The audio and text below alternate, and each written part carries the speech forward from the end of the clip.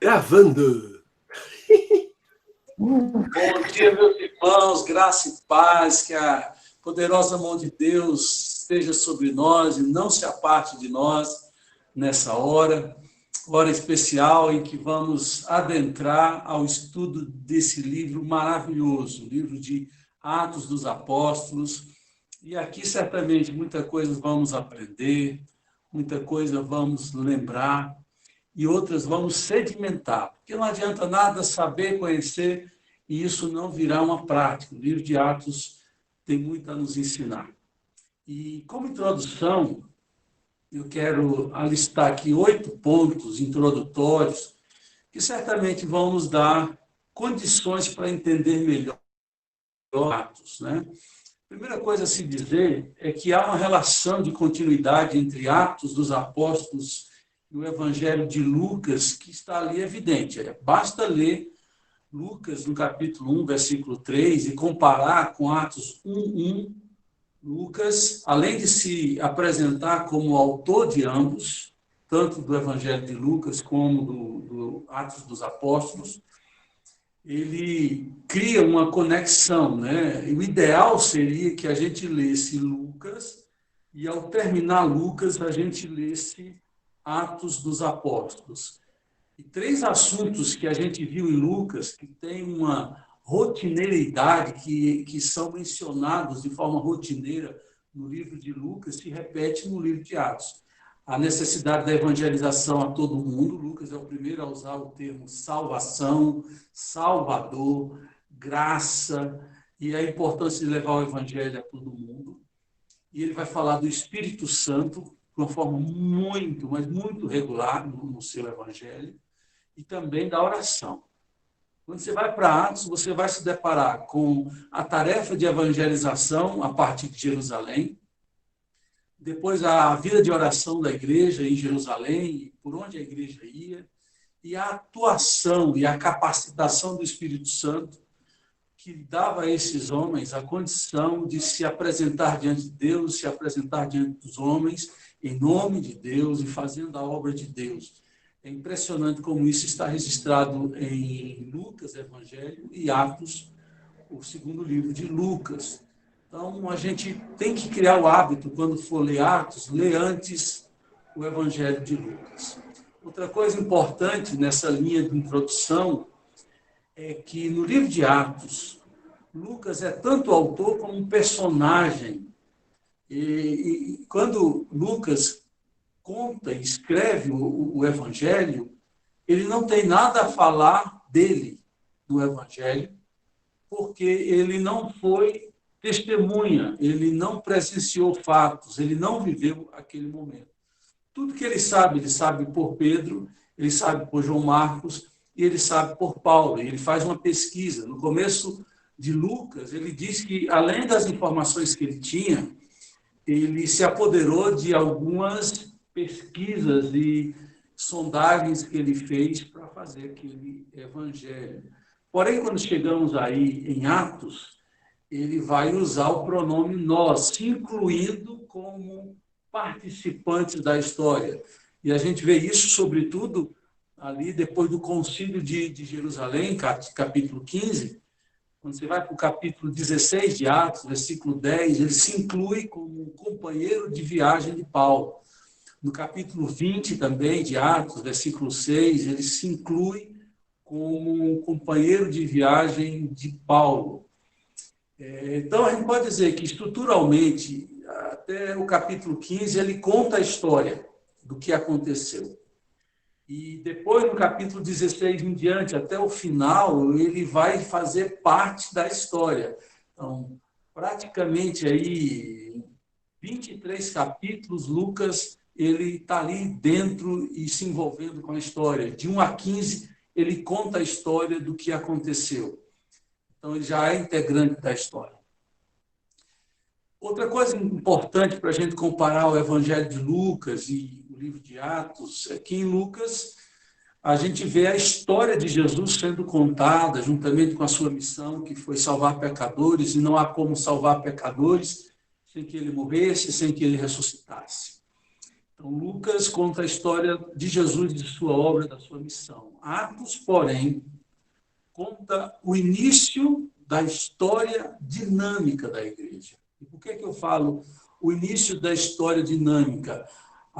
Lucas não tem como contar a história da igreja em Atos, ele conta o início da história, porque a igreja ainda é um livro sendo escrito. A igreja se espalhou pelo mundo, chegou até nós, e em todos os cantos, excetuando algumas regiões, o evangelho ainda não chegou. Jesus disse que o fim virá quando o evangelho for pregado em todas as nações.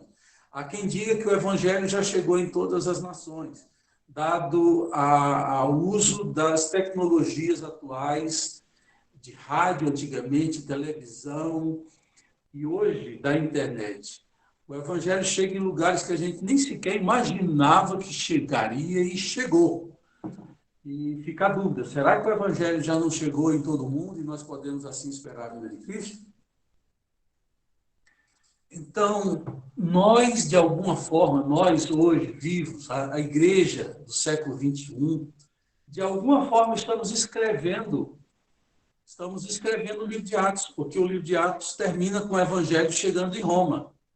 Mas a história da igreja continua à medida que a igreja vai pregando o evangelho a todo mundo, a toda criatura. Próximo slide, por favor, Fernando.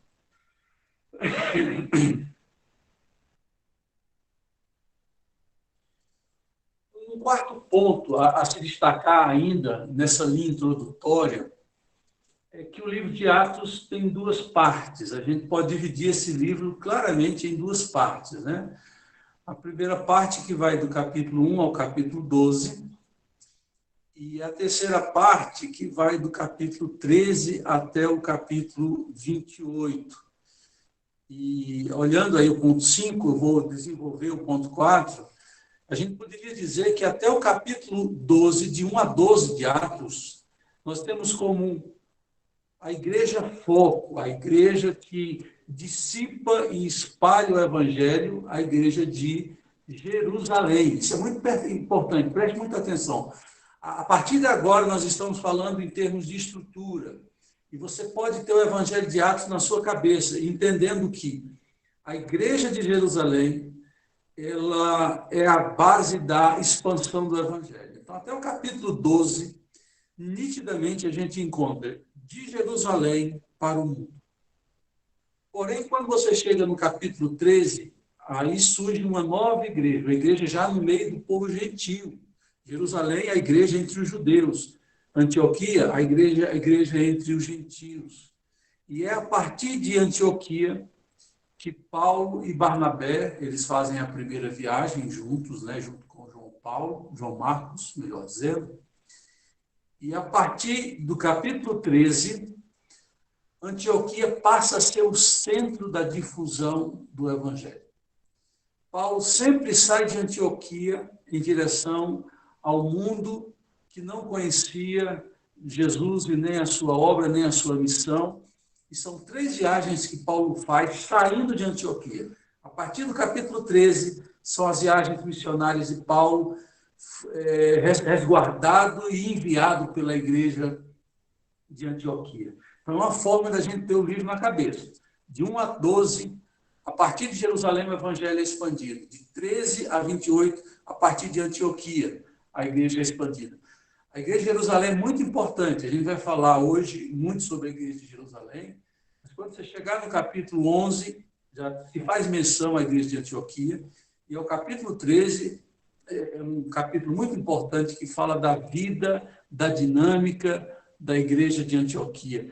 São 2 igrejas muito importantes. Por exemplo, quando a gente ouve, aqui em Brasília, você tem a igreja ortodoxa siríaca, que a base, o patriarcado dela é em Antioquia. A igreja ortodoxa, ali do lado do sul, quando você chega pela segunda ponte, você tem tem uma cúpula, que foi o Oscar Niemeyer que fez. Ali é a igreja ortodoxa da Síria, que é a cidade Antioquia. Uma igreja muito importante na época de Atos e depois continuou sendo muito importante. Ponto 6. Outra forma de ver o livro de Atos é de perceber que, na primeira parte do livro, você tem Pedro em destaque, como protagonista. Então, praticamente ali, até a conversão de Cornélio, capítulo 10, capítulo 11, o início do capítulo 11, Pedro dá explicações aos seus irmãos em Jerusalém de como ele entrou na casa de um gentio, sendo ele judeu, e tendo que reconhecer que Deus também derramou sua salvação, sua graça, seu Espírito Santo aos gentios. Então, de 1 a 11, de alguma forma você vê Pedro tendo um destaque. A segunda parte do livro de Atos, Paulo tem esse destaque todo. Eu diria que Paulo ele tem mais destaque do que Pedro, mas se a gente for tentar dividir os destaques e os personagens principais, Pedro na primeira parte, Paulo na segunda parte. Ainda nós podemos dizer que na primeira parte, o ponto de partida é Jerusalém, e na segunda parte, o ponto de partida é Antioquia para o mundo. Ponto 8. A primeira parte termina com a prisão de Pedro, e é interessante isso.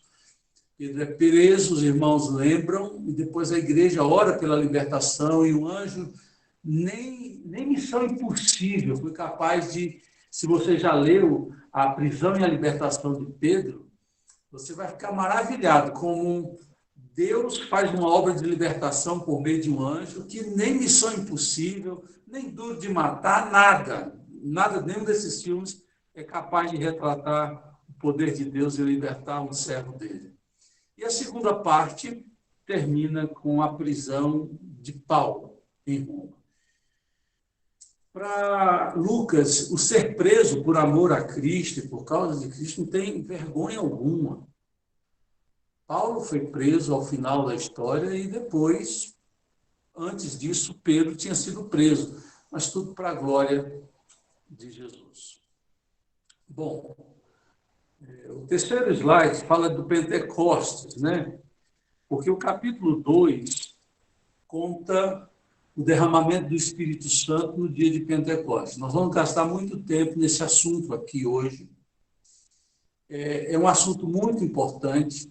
Tem-se algumas bases fundamentais já lançadas. O pentecostal tem uma forma de olhar para esse texto, Atos capítulo 2. O reformado tem uma forma de olhar para esse texto. Até mesmo o tradicional tem uma forma de olhar para esse texto. Eu vou dar a minha contribuição e, de alguma forma, a gente vai construir uma teologia, uma compreensão desse dia tão importante para a história da igreja, que foi o dia do derramamento do Espírito Santo, o dia do batismo com o Espírito Santo, o dia em que a igreja passou a receber definitivamente o Espírito Santo. Então, é necessário muita atenção, compreender os degraus que vão sendo construídos das informações que vou dando, para que a gente possa se dissipando de todo preconceito e preconhecimento, a gente venha, como se fosse aprender a escrever de novo, tentar entender a história de Atos a partir do capítulo 1 e do capítulo 2. Eu vou gastar muito tempo hoje no capítulo 1 e no capítulo 2. Por isso, eu peço que vocês abram sua Bíblia comigo. É importante que vocês acompanhem a leitura bíblica comigo. Nós vamos ler o capítulo 1 primeiro. E no capítulo 1, nós, a partir do versículo 2, vamos do 1, né? Porque, para não cortar a ideia. Em meu livro anterior, eu estou lendo na versão NVI, Lucas diz, em meu livro anterior, claramente citando o evangelho dele, Teófilo, escrevi a respeito de tudo que Jesus começou a fazer e a ensinar, até o dia em que foi elevado aos céus, depois de ter dado instruções por meio do Espírito Santo aos apóstolos que havia escolhido.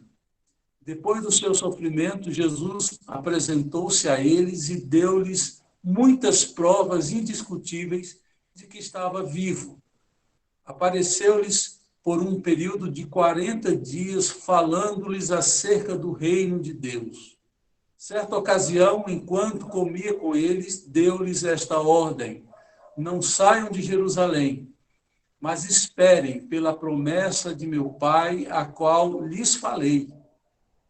Depois João batizou, melhor dizendo, versículo 5, pois João batizou com água, mas dentro de poucos dias vocês serão batizados com o Espírito Santo. Então, os que estavam reunidos lhe perguntaram: Senhor, é nesse tempo que vais restaurar o reino a Israel? Então ele respondeu: não lhes compete saber os tempos ou datas que o Pai estabeleceu pela sua própria autoridade. Versículo 8, mas recebereis poder quando o Espírito Santo descer sobre vocês, e serão minhas testemunhas em Jerusalém, em toda a Judeia e Samaria, até os confins da terra. Bom, vamos lá. O dia de Pentecostes é um dia de uma festa, que também é uma festa de uma semana, e dentro de muitos significados dessa festa, era também a festa da colheita, em que eles iriam agradecer a Deus pela colheita, pelas chuvas e por tudo que Deus havia propiciado por meio da terra, da plantação e da colheita. E quando a gente começa a associar o que aconteceu no dia de Pentecostes, a gente sabe que Pentecostes foi uma grande colheita. No dia de Pentecostes, aproximadamente 3.000 pessoas se entregam a Jesus, são judeus que haviam se convertido e ali recebido a promessa de salvação dada por Jesus, e não só a promessa de salvação, mas a promessa de Joel 2, 28 a 32. É um texto profético. Joel vive lá na época da monarquia de Israel, e ali já apontando para a nova aliança, o que aconteceria na nova aliança através de Jesus Cristo. Ele diz que a obra indissociável de Jesus com o Espírito Santo iria acontecer a partir da morte de Jesus e depois do derramamento do Espírito Santo. E esse derramamento do Espírito Santo, a dinâmica, a forma que seria feita, era completamente diferente de tudo que Deus havia feito no Velho Testamento por meio do Espírito Santo. A gente vê o Espírito Santo no Velho Testamento agindo, e ele age de uma forma muito frequente, porém, nada é comparado ao que o Espírito Santo passa a fazer e a agir, a atuar, como no Novo Testamento. É uma forma diferente. E isso está previsto em Joel 2, 28 e 32.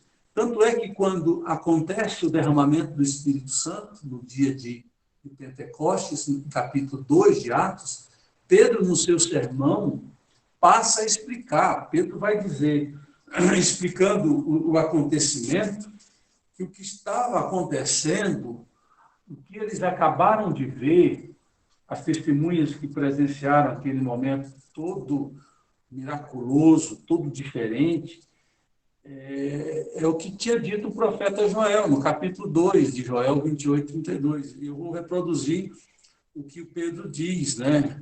Pedro vai dizer, ao contrário, isto é o que foi predito pelo profeta Joel. E ele passa a descrever o que está escrito no profeta Joel. Versículo 17 de Atos, capítulo 2, Pedro fala, nos últimos dias, diz o Senhor, derramarei do meu espírito sobre todos os povos. Os seus filhos, suas filhas profetizarão, os jovens terão visões, os velhos terão sonhos. Sobre os meus servos e minhas servas derramarei do meu espírito naqueles dias, e eles profetizarão. Mostrarei maravilhas no céu, e ele prossegue, mas o que nos importa é essa primeira parte. Se a gente for olhar o Velho Testamento e comparar com o que estava acontecendo na Nova Aliança, a partir de Atos 2, há uma diferença muito radical na obra e ação do Espírito Santo. Quando você lê o Velho Testamento, você descobre que o Espírito Santo ele habitava apenas categorias de pessoas. Você tinha rei, profeta e sacerdotes. Eram as 3 categorias ou os 3 ofícios que eles eram ungidos com o óleo da unção. O rei era ungido, o profeta era ungido, o sacerdote era ungido, cada um dentro de uma característica de unção peculiar e própria, mas essas 3 categorias eram ungidas. E essa unção simbolizava que o Espírito Santo agia de forma especial sobre esses 3 oficiais, essas 3 categorias de manifestações da ação de Deus. Deus agia por meio do rei, do profeta e do sacerdote.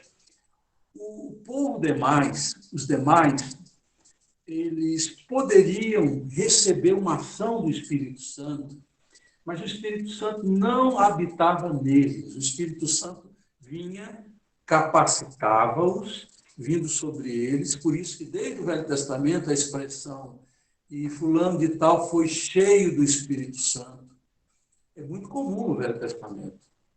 Fulano de tal foi cheio. Isso não é coisa do Novo Testamento. No Novo Testamento você vai encontrar essa mesma terminologia, cheios do Espírito Santo. Mas isso é desde o Velho Testamento. Mas o Espírito vinha, capacitava e depois saía. O Espírito Santo não habitava no Velho Testamento nas pessoas, a não ser nas 3 categorias que eu mencionei: profeta, sacerdote e rei. O que a profecia de Joel traz de novo? Traz de novo de que Deus não iria mais derramar do seu Espírito sobre algumas pessoas, algumas categorias de pessoas. Deus derramaria do seu Espírito sobre toda a carne. Na versão NAA, revista atualizada, diz sobre toda a carne. E aí é sobre servos e servas, é sobre homem e mulher, é sobre adolescentes, pré-adolescentes e até sobre crianças. Quem lembra da história do encontro que Lucas conta, o encontro de Maria com Isabel, João Batista no ventre ficou cheio do Espírito Santo. No ventre da sua própria mãe. Há algo novo e algo extraordinário além disso. O Espírito Santo, ele iria habitar. E essa passa a ser a marca do cristão. A marca de que quem crê tem o Espírito Santo habitando nele. Paulo vai dizer isso de uma forma muito categórica em Romanos 8, versículo 9. Ele diz: quem não tem o Espírito do Senhor, de Cristo, esse tal não pertence a ele. Então, o Espírito Santo, Paulo vai falar isso também no capítulo 4, versículo 30 de Efésios, dizendo que o Espírito Santo é o penhor, é a garantia de que somos dele, de que ele virá nos buscar. Então, o Espírito Santo passa a habitar em nós a partir do dia de Pentecostes. Antes de Pentecostes, o Espírito vinha, capacitava e saía. Habitava em 3 categorias, mas não plenamente como acontece a partir do dia de Pentecostes. Pentecostes é um divisor de águas. Pentecostes é o início, é o start da época que a gente pode chamar de nova aliança, da dispensação do Espírito Santo, e nós vamos entender um pouco mais sobre isso. Mas antes, só olhando para o que nós vemos aqui em Atos 1, de 1 a 8, a promessa é que eles permanecessem em Jerusalém, que Jesus passou 40 dias com ele. Quando nós estudamos o Velho Testamento, as festas em Levíticos, eu disse que você tem, das 7 festas dos judeus, você tem 3 que são festas muito importantes e que são, de alguma forma, obrigatórias para que judeus que moram longe venham e participem dessas festas. Você tem a festa de Tabernáculos, a festa de Páscoa e a festa de Pentecostes, dentre as outras. Essas 3, era muito comum você encontrar pessoas vindo de outras regiões para participar da Páscoa. E é isso que acontece no dia de Pentecostes. É uma festa judaica e que Deus, nesta festa, resolve abençoar e derramar do seu Espírito. Quando ele derrama do seu Espírito, ele está cumprindo o que Joel Joel capítulo 2 havia dito. E não só isso, e é isso que eu quero acrescentar aqui. O que estava em jogo aí é toda uma profecia, não só de Joel, mas de vários profetas do Velho Testamento. Eu estava fazendo aqui uma pesquisa e vendo essas profecias do Velho Testamento, estou aqui tentando localizar para ler para os irmãos, aqui. Por exemplo, Isaías, no capítulo 32, 15. Isaías vai falar, derramando sobre lá do alto o seu espírito. Ainda Isaías, já no capítulo 44, 3, derramarei água sobre o sedento e torrente sobre a terra seca. Derramarei do meu espírito sobre a tua posteridade, a minha bênção sobre os teus descendentes. E também, quando você vai para o capítulo 39, 28 e 29, de Isaías, ele diz, saberão, aliás, estou falando de Ezequiel agora, 39, versículo 28 e 29. Ele diz, saberão que eu sou o Senhor, seu Deus, quando derramarei o meu espírito sobre a casa de Israel. Da mesma forma, em uma passagem mais conhecida de Joel, né, ele vai dizer, derramarei sobre toda a carne. Os profetas começam a dizer que o derramamento seria sobre Israel, e Joel traz a novidade. O derramamento será agora sobre toda a carne, não só sobre os judeus. E você, quando leu o livro de Atos, você percebeu a dificuldade do judeu cristão que creu em Jesus de compartilhar a salvação com o gentio. Pedro quase apanhou por ter entrado na casa de Cornélio, um gentio. Deus teve que convencê-lo com a visão de animais impuros que desciam no lençol. Ele dizia, Deus, nunca comi isso, não é isso que eu vou comer. E Deus teve que insistir com ele. Quando ele volta da casa de Cornélio, o gentio, ele foi interrogado. Muitos judeus cristãos pensavam que Jesus seria só para os judeus. E, na verdade, não só Jesus é para os judeus, e também para todas as nações, como também o Espírito Santo.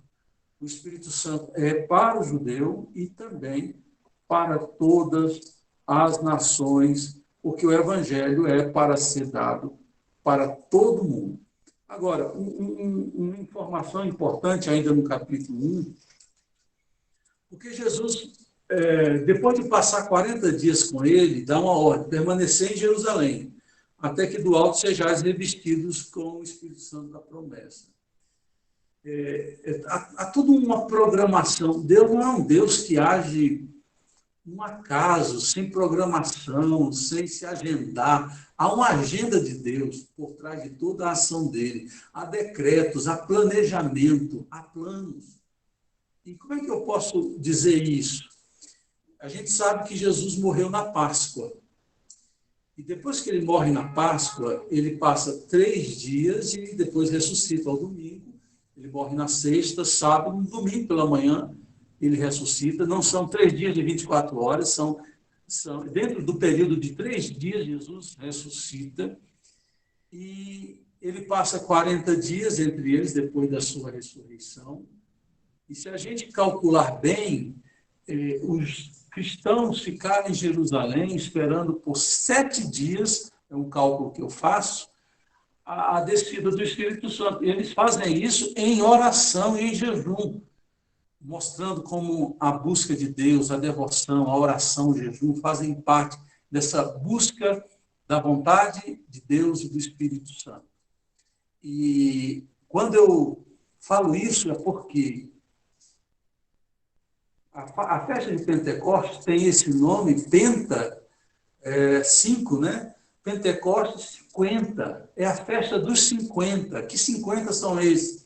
São 50 dias entre a festa da Páscoa. Na verdade, a festa de Pentecostes, ela acontecia 50 dias depois da festa da Páscoa. Jesus morre na Páscoa, 3 dias morre, ressuscita ao 3º dia, passa 40 dias com ele, 43, e ele sobe ao céu, é assunto aos céus, no capítulo 1 de Atos, e você tem aí, na conta dos 50, até chegar o dia de Pentecostes, você tem 7 dias, né? Uma semana em que eles estão orando, esperando o Espírito Santo ser derramado. Eu vou olhar aqui algumas perguntas no chat para poder responder e dar continuidade ao que a gente está afirmando. É um assunto muito amplo. Eu sei que estou arriscando, tentando ser sintético, mas é um risco que eu tenho que correr. Deixa eu ver aqui as perguntas que chegaram. E a Bia está aqui, como sempre, né, dando glória a Deus. Ô, glória! Bom, deixa eu ver aqui as perguntas. Gustavo, Agnes. Ainda tem muita gente excluída do processo de globalização. Acho que, se depender do acesso às tecnologias, boa parte do mundo não tem acesso à palavra e conhecimento sobre o Evangelho. Agnes, eu vou dizer uma coisa para você. Quem não tem o acesso à tecnologia da internet, banda larga, tem acesso a rádios e televisão. E eu vou dar um exemplo para você. Aqui no Brasil, na década de 80, houve um esforço missionário para atingir as tribos não alcançadas da Amazônia. E um belo dia, um missionário promoveu uma equipe, um projeto para atingir. Quando eles chegaram lá, naquela tribo que parecia ser não alcançada, eles já tinham lá a igreja da rádio. Eles sintonizavam as rádios evangélicas e se reuniam regularmente embaixo de uma árvore para reunir a igreja da árvore. Não teve um missionário que apareceu. Eles foram evangelizados por uma rádio, um pregador ou vários pregadores que eles ouviam. E um outro exemplo, isso é recente, o pastor Ronaldo Lidório, um grande missionário, abriu igrejas na África, voltou ao Brasil, e quando ele voltou para o Brasil, ele também entrou nesse projeto de mapear as tribos ali na Amazônia, no Pará, que teoricamente estavam isoladas, não tinham conhecimento do Evangelho. E ele cheio de GPS, cheio de toda a estratégia para atingir essa tribo não alcançada. Quando ele se aproxima para fazer os primeiros contatos, ele descobre que tinha um ribeirinho que tinha chegado antes dele, que havia fundado uma igreja entre eles e que a obra de Deus estava acontecendo. Aí, quando ele chegou e se apresentou, aí o índio falou, nós já temos um pastor aqui entre nós. E foram chamar o missionário. Quando o missionário soube que tinha chegado um missionário de verdade, né, formado, capacitado, ele chamou e comentou com a mulher, vamos lá, que agora chegou um missionário de verdade entre nós. E quando ele encontrou o pastor Ronaldo Lidório, ele disse assim, olha, um pastor missionário de verdade, até que enfim eu orei e Deus me ouviu. E ele respondeu, missionário de verdade é você, que sem ter ninguém para te sustentar, ninguém para te enviar, você ouviu a ordem de Deus, saiu de onde você menos imaginava chegar e fez a obra. E eu diria, sabe, Agnes, Deus tem feito isso. Eu tive no Estreito de Gibraltar, em uma missão uma vez, e o Estreito de Gibraltar é maravilhoso, é um dos lugares mais extraordinários para se ir. Tem uma época do ano, em agosto, que os muçulmanos vêm e passam o Estreito de Gibraltar em direção à África do Norte. Tem muitas tribos, muitos povos muçulmanos ali. E o que foi que os evangélicos fizeram ali em Gibraltar e também na Espanha? Botaram antenas de rádio falando em árabe para atingir os que passavam por meio de rádio e aqueles que estavam do outro lado. E muita gente foi salva assim. Um missionário americano falou para mim uma vez que ele chegou em Marrocos uma vez e esqueceu de tirar uma cruz que ele trazia no peito com um colar, e ele estava na praia e um marroquino chegou, apontou para a cruz e disse: Jesus! Ele disse: agora pronto, estou morto. Depois ele descobriu que aquele homem ouvia programas de rádio e tinha se convertido ouvindo esse programa de rádio. Então, não pense só em internet. Tem muita gente que ouve rádio. E rádio é um meio muito acessível até hoje. Deus, ele faz uma obra que a gente não dá conta, não tem entendimento como essa obra é maravilhosa. Deixa eu ver aqui no chat mais. Pastor, tem doutrina que defende que nós presbiterianos não aceitamos o batismo com o Espírito Santo. O que é batismo com o Espírito Santo para eles, assembleanos, e para nós? Qual a diferença? Excelente pergunta, e eu quero chegar nesse ponto. Eu quero hoje gastar tempo nisso, explicando o que é batismo com o Espírito Santo.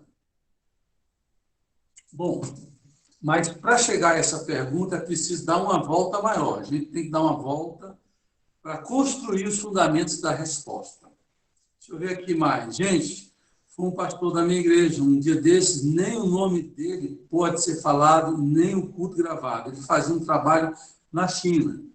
Exatamente. É esse trabalho que está ali, aparentemente em secreto, e Deus está usando pessoas. Então, fica aí a minha palavra sobre esse tema. Vamos dar prosseguimento para tentar responder à ideia do batismo com o Espírito Santo e o dom do Espírito Santo. Isso é muito importante. Eu queria que, a partir de agora, a gente desarvasse e ouvisse o que a Bíblia tem a dizer sobre isso. Acho que é aqui que a Bíblia tem que falar mais forte ao nosso coração para a gente entender isso. Se você abrir comigo, por exemplo, João capítulo 7. Abra, por favor, é importante que a gente leia junto. João capítulo 7.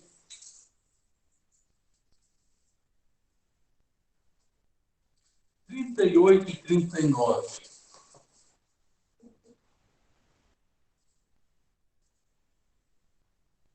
Jesus vai dizer: quem crê em mim, como diz a Escritura, do seu interior fluirão rios de água viva. É a palavra de Jesus no versículo 38. Aí João interpreta o que Jesus quis dizer. É muito comum. Lembra que nós falamos que João, enquanto que os evangelhos sinóticos descrevem uma história, João interpreta a história. Ele conta a história e vai dando as suas opiniões. Aí João diz, ele estava se referindo ao Espírito que mais tarde receberiam os que nele crescem. Até então, o Espírito ainda não tinha sido dado, pois Jesus ainda não fora glorificado. Esse texto de João, essa explicação que João dá, ela é fundamental para entender o que aconteceu no dia de Pentecostes. Então, a gente sabe que Jesus soprou o Espírito sobre eles. A gente sabe que o Espírito Santo, por meio de Pedro, usou Pedro para falar que Jesus era pedra, que era o Filho do Deus vivo. E Jesus diz em Lucas, né? Quem te revelou essas coisas não foi carne e sangue, foi o meu Espírito.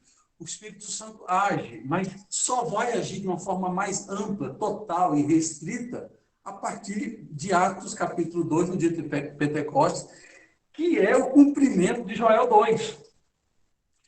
Volto a dizer, nós precisamos olhar para Atos 2 como um divisor de águas. Até Atos 2, o Espírito Santo agia de uma forma. Depois de Atos 2, o Espírito Santo age de forma plena, total. Ainda estou construindo os argumentos, então vamos adiante.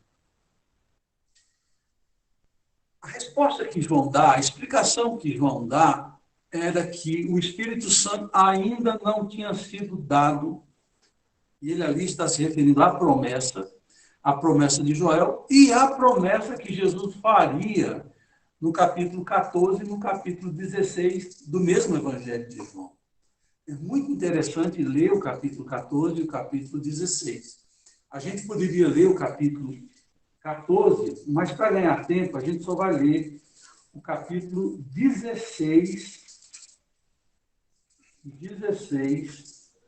de Atos. Você está com sua Bíblia aberta? Aliás, Atos não, gente, desculpe. João 16. Jesus falando com os seus discípulos, e ele vai dizer, de uma forma muito interessante, né? A partir do versículo 5, João 16, 5. Agora que eu vou para aquele que me enviou, nenhum de vocês me pergunta, para onde vais? Porque falei estas coisas, o coração de vocês encheu-se de tristeza. Mas eu lhes afirmo que é para o bem de vocês que eu vou. Se eu não for, o conselheiro não virá para vocês. Mas se eu for, eu o enviarei. Quando ele vier, note, ao tempo verbal, por mais que o Espírito estivesse agindo na época de Jesus, ele não tinha vindo como prometido pelo profeta Joel, Ezequiel, Isaías e outros. Versículo 8. Quando ele vier, convencerá o mundo do pecado, da justiça e do juízo. Do pecado, porque os homens não creem em mim. Da justiça, porque vou para o Pai. E vocês não me verão mais. E do juízo, porque o príncipe desse mundo já está condenado. Tenho muito ainda a dizer, mas vocês não podem suportar. E aí ele prossegue. Preste atenção a algo interessante que Jesus vai dizer aqui. Jesus referenda a promessa que o Pai havia feito por meio de Joel e diz que agora também é promessa dele. E se você olhar o slide, eu vou pedir para o Fernando tirar o texto bíblico e voltar aqui para o slide. Eu mostro aí que quando você fala de trindade, você tem que olhar para a trindade e ver que há uma economia. Esse é um termo teológico. Economia da trindade. Ou formas da trindade se revelar na história. Por exemplo, quando você lê o Velho Testamento, você vê a trindade presente. Até na criação, Deus fala, Deus Pai diz, façamos, pois, o homem à nossa imagem e semelhança. Toda a obra da criação, Deus Pai e Deus Filho estão ali. Você vai ver o Espírito Santo agindo no Velho Testamento. Porém, o protagonismo é do Pai, é de Deus, o Pai. Deus fala, Deus mostra sua justiça, Deus coordena o povo no deserto, e Deus, todo o Velho Testamento, é o Deus Pai em foco. Até que você chega no Novo Testamento, o Pai, ele vai para a coxia, ele vai para trás das cortinas, e quando fala para dizer que Jesus é o seu Filho amado. Fala para dizer que nele se compraz. Deus fala muito pouco, mas ele está ali no Novo Testamento. O Espírito Santo também está agindo. Mas você nota que no Novo Testamento, os registros do Novo Testamento têm a ver com o Filho, Jesus, o Salvador, o Redentor, aquele que está vivo. É como se ele se programasse. O Pai é a personagem principal do Velho Testamento, o Filho é o personagem principal do Novo Testamento, da história de Jesus, e depois do dia de Pentecostes, o Espírito Santo passa a ser personagem principal. Há uma distribuição temporal, se assim a gente pode dizer, entre a Trindade. E quando você olha para o dia de Pentecostes, você tem que olhar para o dia de Pentecostes como o período do Espírito Santo. Eu estava lendo aqui o livro de John Stott. John Stott tem um livro que eu vou recomendar para todos que queiram aprofundar esse estudo. E aí posso mandar até no grupo. Vou fazer isso ainda hoje. Vou mandar no grupo o livro de John Stott que chama Batismo em Plenitude do Espírito Santo. É um livro muito bom e que, com a explicação que John Stott dá, muito maravilhoso de se entender. E ele vai dizer que Paulo vai chamar esse período em que o Espírito Santo age, depois do dia de Pentecostes, como o ministério do Espírito Santo. Isso está no segunda epístola de Paulo aos Coríntios, capítulo 3, versículo 8. Paulo vai chamar que esse derramamento, esse novo tempo, essa nova era, a nova era no sentido bíblico e não no sentido que os adeptos da nova era, né, de um tempo que o diabo agiria mais, mas no tempo bíblico, seria um tempo totalmente diferente de agir do Espírito Santo. Haveria uma ação mais contundente, mais da sua glória, da sua presença no meio da igreja, a ação do Espírito Santo. A gente não pode ler em dia de Pentecostes sem entender os profetas, sem desassociar do termo derramar. Derramarei água sobre o sedente, derramarei água sobre toda a carne. Esse derramar do Espírito Santo tem a ver com um derramamento novo. Eu falava há pouco que Joel diz, olha, antes eram 3 categorias, profeta, sacerdote e rei. E a promessa agora era uma promessa sobre toda a carne. Além dessas 3 categorias, profeta, sacerdote e reis, o judeu pensava que esse novo tempo seria um derramamento sobre todos os judeus. E Joel vai dizer, e Pedro vai interpretar em Atos capítulo 2, no sermão que ele prega, depois da descida do Espírito Santo, que esse derramamento seria sobre toda a carne, todos os que crescem receberiam o Espírito Santo. Qual a dificuldade de Atos 2? Atos é um momento inaugural, é um ponto único na história. Atos não pode ser visto, Atos capítulo 2, como uma forma regular de Deus agir. Por que as pessoas trazem confusão na interpretação de Atos capítulo 2? Porque eles olham para Atos capítulo 2 e dizem, observem, os apóstolos criam em Jesus, mas só depois, no dia de Pentecostes, é que eles receberam o Espírito Santo. E quando eles receberam o Espírito Santo, eles falavam em línguas estranhas. Portanto, há uma conclusão, e essa não é a minha opinião, é uma opinião muito corriqueira hoje. Então, eles dizem assim, na vida do cristão é da mesma forma como aconteceu em Atos. Ele crê em Jesus, mas ele não recebe o Espírito Santo. Só depois, em um segundo momento, ele vai receber o Espírito Santo. E aí você tem o que hoje é chamado de batismo com o Espírito Santo. É uma segunda bênção, é no segundo momento. Primeiro você crê, o Espírito Santo age para você crer, mas você não recebe o Espírito Santo.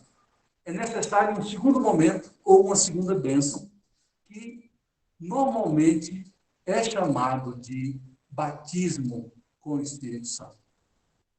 Porque eles usam raciocínio pelo acontecimento de Atos capítulo 2. O problema está aí. Porque, como eu disse, aquilo não é um padrão para ali em diante. Aquilo é um momento divisório, é um momento inaugural. É lógico que, como os crentes, os apóstolos haviam crido, e o Espírito Santo não havia sido derramado, é lógico que teria que ser no segundo momento. O recebimento do Espírito teria que acontecer quando Deus inaugurasse a época do Espírito. O derramamento do Espírito aconteceria sobre os 120 que estavam reunidos em um só lugar em oração.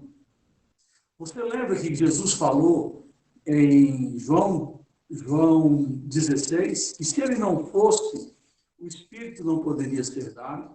Era necessário que Jesus fosse assunto aos céus. E depois que Jesus é levado aos céus, em prazo de uma semana, eles têm que esperar em Jerusalém. E depois dessa uma semana, no dia de Pentecostes, ou seja, 50 dias após a Páscoa, é que o Espírito é dado. E é dado sobre primeiro os 120, aqueles que tinham crido antes e que agora tinham recebido o Espírito Santo. Eu disse que esse não seria o padrão geral. Qual é, então, o padrão geral? O padrão geral é todo o que crê, no momento da sua fé, ele recebe o Espírito Santo. E ele pode apenas chorar pelo seu pecado e se alegrar pela salvação, ou ter um momento de grande alegria por ter sido alcançado pela graça de Jesus. Alguns podem falar em línguas, alguns podem ter um dom, mas o padrão é normalmente choro e alegria. Choro e alegria. Qual o sinal de que eu recebi o Espírito Santo? Quando eu tenho fé em Jesus, quando eu me converto. Quando você lê Atos dali para frente, você vai ver que o padrão é crer e receber o Espírito Santo. Basta ler a sequência. Quando a gente vai ler o capítulo de número 2 ainda, porque o capítulo 2 inicia dizendo que os 120 que creram receberam o Espírito Santo, foram batizados com o Espírito Santo. Aí depois Pedro toma a palavra, faz um discurso longo, no capítulo 2 de Atos. E Pedro vai explicar o que estava acontecendo para eles. E ao final do sermão de Pedro, eles perguntam, os judeus que estavam visitando Jerusalém na festa de Pentecostes, vão perguntar para Pedro, o que nós temos que fazer então, irmão? Aí Pedro vai dizer assim, que eles deveriam crer em Jesus e se arrepender dos seus pecados. E eles creram. E a Bíblia fala que naquele dia, aproximadamente 3.000 pessoas creram e foram batizadas. Olhe bem, elas creram e foram batizadas. Batizadas com água, e não é batismo com o Espírito Santo. Porque subentendia que quando a gente crê, a gente recebe o Espírito Santo, portanto, é de Jesus e pode ser batizado. A experiência daqueles que creram e receberam o Espírito Santo foi concomitante, foi ao mesmo tempo. Não foi igual à experiência dos discípulos de Jesus, que conviveram com Jesus. Foram influenciados pelo Espírito Santo, mas não tinham recebido o Espírito Santo, porque a promessa geral tinha que acontecer no dia de Pentecostes. E ali, Atos 2, os 120 que estavam reunidos, que já tinham crido, receberam posteriormente por causa da promessa que tinha que acontecer naquele dia, e não antes. A partir daquele dia, qual o padrão? Creu, recebe o Espírito Santo e é batizado. Agora, como eu disse, o Espírito Santo vem de várias formas. A forma mais comum é através do arrependimento, é através da fé. E a gente vai ver isso em Atos, Efésios, capítulo 1. Se você puder abrir comigo em Efésios, você vai ver isso muito claro, Paulo falando à igreja dos Efésios sobre a importância da fé e receber o Espírito Santo quando se crê. Efésios 1, 13. Quando vocês ouviram e creram na palavra da verdade, o evangelho que os salvou, vocês foram selados em Cristo Jesus com o Espírito Santo. Paulo usa um outro termo que é equivalente a batismo com o Espírito Santo. Lembra que o batismo com o Espírito Santo foi derramado sobre eles? A profecia do Velho Testamento era essa, que seria derramado. E aqui nesse texto, Paulo é categórico, no versículo 13 aí, ao dizer de uma forma muito contundente, que quando eles ouviram o evangelho da salvação, tendo nele crido no evangelho da salvação, eles foram selados com o Espírito Santo da promessa. E que promessa é essa? Com o Espírito Santo da promessa, final do versículo 13, Paulo acrescenta Espírito Santo da promessa. Ele está se referindo tanto à promessa de Joel, capítulo 2, quanto à promessa de Jesus, que ele daria o Espírito Santo quando fosse assunto aos céus.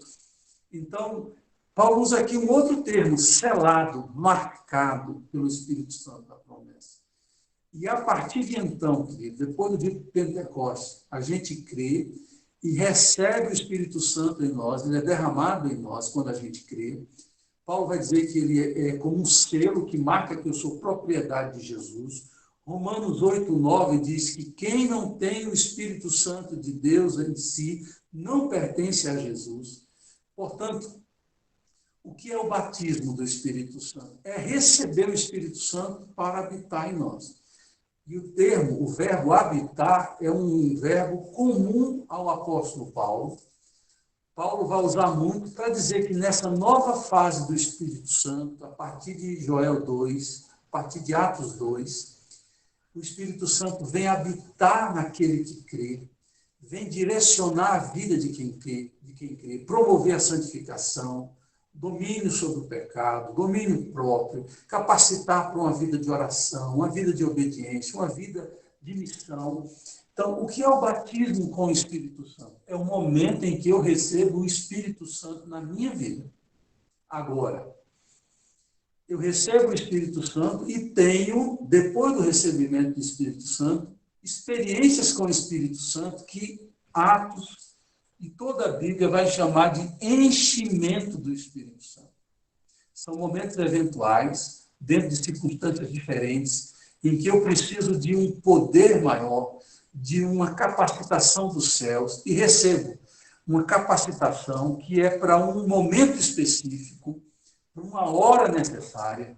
Por exemplo, há dias e dias na vida de um pregador. Há dias que ele prega a unção de Deus, mas há dias que Deus vem sobre ele e o enche de graça e de poder, que ele fala de um jeito tão impactante que os corações se derretem. Esse dia é um dia do enchimento do Espírito. E você vai, quando lê Atos, se você já não reparou isso, você vai descobrir que Paulo, cheio do Espírito Santo, lançou uma maldição sobre Simão, o mágico, e ele ficou cego na mesma hora. Você vai ver que a Bíblia vai falar em Atos que a pessoa ficou cheia do Espírito Santo e Deus o capacitou para curar alguém, que ele foi cheio do Espírito Santo e trouxe uma palavra de Deus muito forte, muito direta ao coração das pessoas. Filipe, por exemplo, no capítulo 8, cheio do Espírito Santo, ele é trasladado, ele é levado para uma estrada para encontrar um homem e pregar o evangelho para ele. São capacitações sobre-humanas, são manifestações do poder do Espírito Santo em nós que nos dão condições de fazer coisas que de outro modo eu não conseguiria. Então, tentando aqui ser bem sucinto, a gente tem que entender que batismo com o Espírito Santo é o momento em que eu recebo o Espírito Santo quando eu creio. Quando eu creio. O enchimento do Espírito Santo são momentos com o poder do Espírito Santo que eu tenho na minha vida. E tentando trabalhar termos, é preferível que você diga, fulano tal foi cheia do Espírito Santo e não batizada com o Espírito Santo. Normalmente, as pessoas, por ter uma deficiência no meu modo de ver, de fazer a interpretação da Bíblia, eles trazem o batismo do Espírito Santo apenas como manifestação do poder. E a gente está vendo aqui que o batismo é o receber o Espírito Santo. E o recebimento do Espírito Santo, quando a gente crê, pode vir acompanhado também do poder do enchimento. Mas a gente tem que separar uma coisa da outra. Ser batizado é o mesmo que ser selado, é o mesmo do que ter recebido o Espírito Santo. Agora, o enchimento com e do Espírito Santo são momentos eventuais na nossa trajetória. Eu posso ser cheio do Espírito Santo para fazer a obra de Deus 1, 30, 40, 50 mil, 2.000 vezes na minha vida. São capacitações que vêm do alto. Há também, e aí a gente precisaria de um estudo, talvez eu faça esse estudo sobre o que é ser cheio do Espírito Santo, porque há duas características. A Bíblia vai mostrar o ser cheio do Espírito Santo como uma marca de vida, uma marca que se encontra na vida de alguém, é um amadurecimento espiritual de tal forma que as pessoas dizem, esse homem é cheio do Espírito Santo, essa mulher é cheia do Espírito Santo, porque ele tem conduta. Estevão foi medido assim. Aliás, na eleição dos diáconos, uma das condições é que eles fossem cheios do Espírito Santo, como uma conduta de vida. E também tem um sentido do enchimento do Espírito Santo para momentos eventuais. Pedro, diante dos que lhe prenderam, Atos capítulo 3, fala da cura que Pedro e João são usados para curar um homem coxo na porta formosa do templo. Quando eles são presos, no capítulo 4 de Atos, Pedro toma a palavra, ele é cheio do Espírito Santo para aquele momento, para aquela ocasião, e ele fala com tanta autoridade, convicção, que o pessoal do Sinédrio, um olha para o outro e diz assim, mas ele não é um galileu, quase letrado, como é que ele fala com tanto conhecimento? Era uma capacitação momentânea do Espírito Santo. Portanto, nós podemos dizer que o ser cheio do Espírito pode ser uma marca de vida e pode também ser um momento em que o Espírito Santo nos capacita para fazer uma obra. Então, isso é uma marca bem distinta. Depois eu posso, à medida que a gente for estudando Atos, aprofundar mais nisso. E a pergunta que a Sinara fez, e que sei que muitas pessoas têm, é essa: o que é o batismo com o Espírito Santo? O que é receber o Espírito Santo? Eu tentei explicar aqui, e vou voltar a isso à medida que possível, para tentar deixar isso mais claro. Mas creio que, se vocês lerem o livro que eu vou passar hoje para vocês, Batismo em Plenitude do Espírito Santo, é um livro pequeno, 100 e poucas páginas. E você vai entender melhor essa questão, porque você vai ter como parar, ler, refletir, ler os versículos e assim aprofundar mais.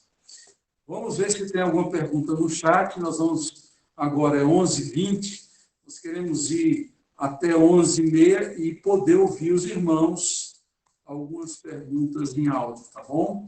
Deixe-me ver aqui, só um pouquinho.